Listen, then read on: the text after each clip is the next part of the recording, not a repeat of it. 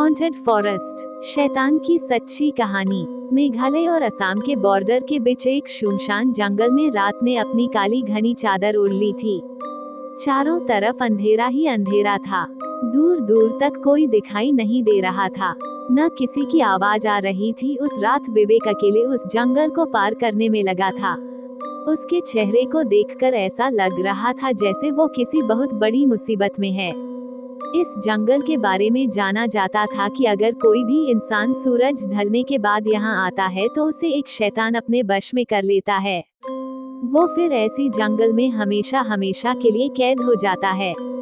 विवेक को ये बात पता थी, लेकिन वो फिर भी रुक नहीं रहा था, बस आगे बढ़े जा रहा था।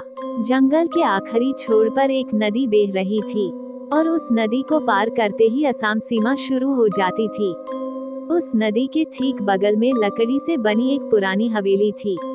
हवेली के आगे एक बोर्ड लगा था, जिस पर लिखा था वशीकरण बाबा।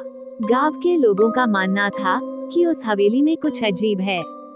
वहाँ ऐसी शैतानी ताकतें हैं जो हवेली में रहने वाले वशीकरण बाबा के मंत्रों की ताकत से इस दुनिया में आ गई हैं। 25 साल का विवेक अब उस हवेली के ठीक सामने खड़ा था और जोर जोर हाँफ रहा था। उस हवेली के दरवाजे पर एक बड़ा सा चौकोर निशान बना था, ठीक वैसे ही जैसे किसी मंत्र तंत्र की किताबों में होता है। विवेक हिम्मत जुटाए और दरवाजा खोला। अंदर उसने देखा कि एक बेहद अजीब सा दिखने वाला बाबा वहाँ कुछ हड्डियों की पूरा कर रहा है। बाबा की नजर तुरंत विवेक पर गई। अब वो जोर जोर से बड़े ही डरावने तरीके से मंत्रों को बोलने लगा। विवेक बाबा को देखकर घबरा गया था, लेकिन वो जिस मकसद से बाबा के पास आया था, उसे पूरा किए बगैर वो कहीं नहीं जा सकता था। आज से 2 दिन पहले विवेक की शादी को 2 साल होने को आए थे। वो अपनी बीवी वर्षा से बहुत प्यार करता था, लेकिन कुछ दिनों से वर्षा के बदले बर्ताव के कारण विवेक को वर्षा पर शक होने लगा था।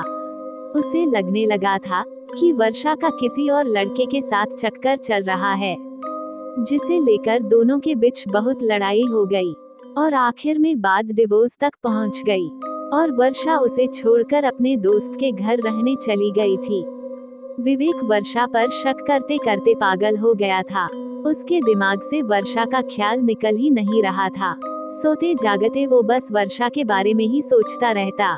एक दिन वो बस से ट्रैवल कर रहा था, तो उसकी नजर सीट पर लगे एक स्टिकर पर गई, जिस पे लिखा था सिर्फ 1 घंटे में खोए हुए प्यार को वापस पाएं। और इसी के साथ नीचे एक पता भी लिखा था। विवेक अब उसी पते पर पहुंच चुका था, वशीकरण बाबा के पास। बाबा के मंत्रों की आवाज अब धीमी हो गई थी, पर अंदर एक गहरा सन्नाटा था। बाबा ने बिना विवेक की तरफ देखे उससे उसके आने का कारण पूछ लिया। विवेक ने उस बाबा को सब कुछ बता दिया। बाबा ने विवेक की बातें सुनकर एक हल्की सी मुस्कुराहट के साथ उसे एक लाल कपड़ा दिया और कहा कि इसे धारण करके रोज रात वर्षा की फोटो देखकर विवेक को ये मंत्र पढ़ना है। और धीरे से विवेक के कान में उस बाबा ने एक मंत्र कहा। इस मंत्र को पढ़ने के बाद वो बाबा फिर से अपनी पूजा में लग गया। विवेक ने बाबा को पैसे देने के लिए अपने हाथ आगे बढ़ाया, लेकिन उस बाबा ने कोई भी पैसा लेने के लिए मना कर दिया। विवेक वापस जंगल के रास्ते जाने लगा। इस बात पर ताज्जुब कर भी रहा था कि अचानक उसे लगा कि कोई उसका पीछा कर रहा है। अनजानी रात में गांव की कच्ची सड़क पर चलते हुए उसे ऐसा लग रहा था कि किसी अनजान शक्ति की उस पर निगरानी हो। वो जितनी तेज चलने की कोशिश करता, उसके कदम उतने ही धीमे धीमे बढ़ रहे थे। रात के 12 बजने में कुछ ही मिनट थे।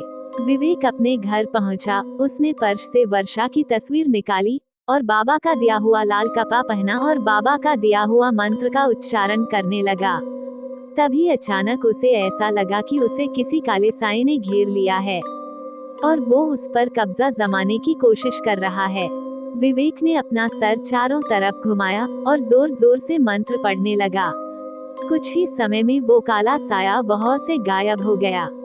विवेक रोज यही करता। ऐसा करते करते कई दिन गुजर गए, लेकिन विवेक की बीवी वर्षा अभी भी वापस नहीं आई। विवेक ने फिर से वशीकरण बाबा से मिलने का फैसला किया। हवेली पहुंचकर उसने बाबा को बताया कि वर्षा अब तक उसकी जिंदगी में वापस नहीं आई है। बाबा ने 2 मिनट के लिए अपनी आंखें बंद की। विवेक के गले में जो लाल धागा है वो उसके वशीकरण की शक्ति को कम कर रहा है। विवेक ने वो धागा तुरंत उतार दिया। बाबा ने ये भी कहा कि अगर वो वर्षा को इस हवेली में ला सकता है तो वर्षा जरूर विवेक के पास आ सकती है। उस दिन भी विवेक जब अपने घर वापस जा रहा था तब भी उसको ऐसा लगा जो उसके पीछे पीछे चल रहा है और उसे देखे जा रहा है। लेकिन विवेक जो वर्षा से बेहद प्यार करता था, उसे पाने के लिए वो कुछ भी करने के लिए तैयार हो चुका था। अगले दिन विवेक ने वर्षा को कॉल किया और माफी मांगने के बहाने उसी जंगल के पास शाम को मिलने के लिए बुलाया।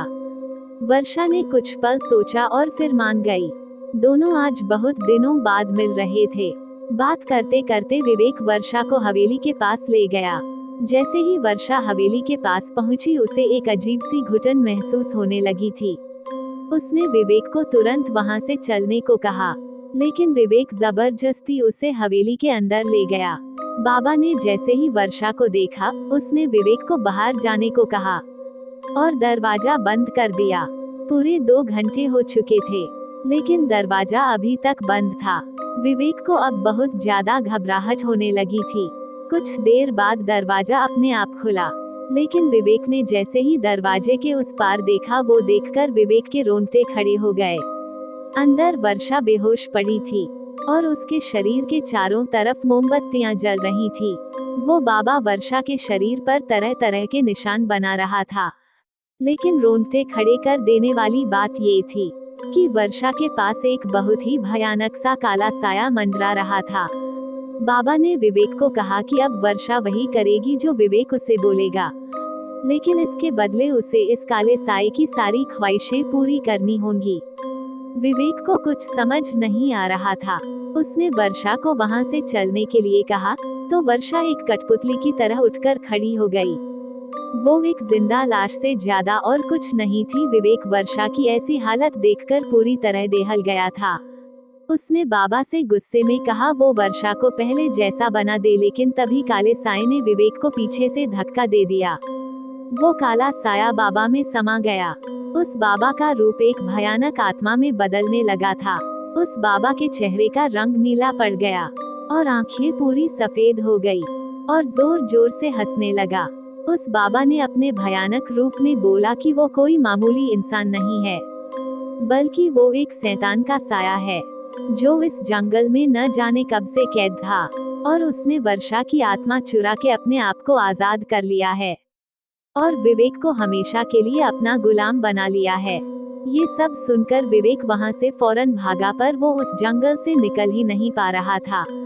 वो जहां से निकलता कुछ देर बाद वो वापस उस हवेली के सामने ही आ जाता। धीरे धीरे उसके दिमाग ने काम करना बंद कर दिया और वो उसी जंगल में कैद हो गया। 2 महीने बाद उसी जंगल में पुलिस को 2 सड़ी हुई लाशें मिली। वो लाशें किसी और की नहीं बल्कि विवेक और वर्षा की ही थी। यदि ये कहानी आपको पसंद आई हो तो अपने दोस्तों और अन्य लोगों के साथ शेयर जरूर करिएगा।